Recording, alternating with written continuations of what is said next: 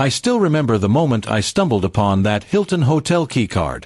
It was tucked deep inside my wife's purse, almost hidden under a pile of receipts and makeup items.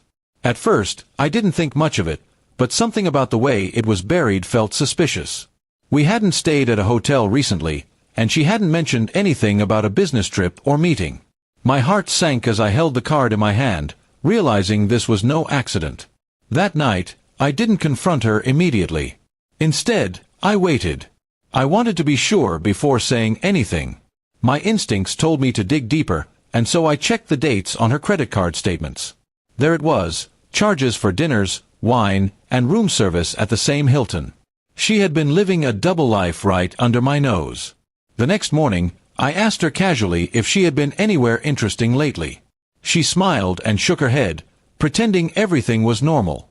The lies slipped off her tongue so easily that I felt both disgusted and enraged. That was when I knew I couldn't simply ignore it. I had to take my revenge, but not in the way she expected. I booked myself a room at the very same Hilton, using the keycard I had found as leverage. I wanted to catch her red-handed. 2 nights later, I sat in the hotel lobby, watching the entrance carefully. My stomach was twisted in knots, but I was determined. Sure enough, I saw her walk in, dressed beautifully, her face glowing in a way I hadn't seen in months, but it wasn't for me. A tall man joined her, and they laughed like teenagers in love. I followed them discreetly to the elevator, heart pounding with fury. When they disappeared into a room, I didn't go after them immediately. Instead, I waited until the next morning. With the keycard, I entered their room while they were out at breakfast. I took pictures of everything, her clothes scattered, his things mixed with hers, the bed unmade. Evidence, undeniable and clear. But I wasn't finished. I packed all her belongings neatly into a suitcase and left it at the front desk with a note. "Since you like staying here so much, don't bother coming home." Then I returned to our house and locked the doors behind me. When she arrived later that day, she found herself locked out, forced to face the reality of her betrayal.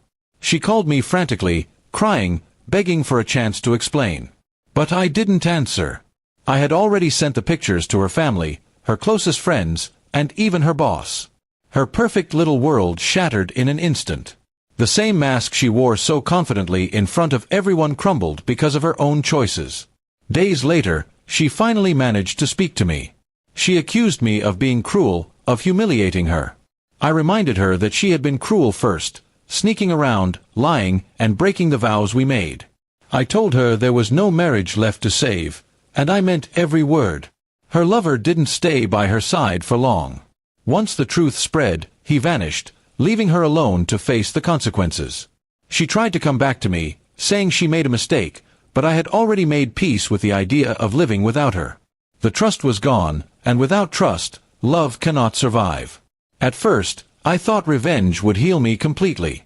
And while it didn't erase the pain, it gave me closure.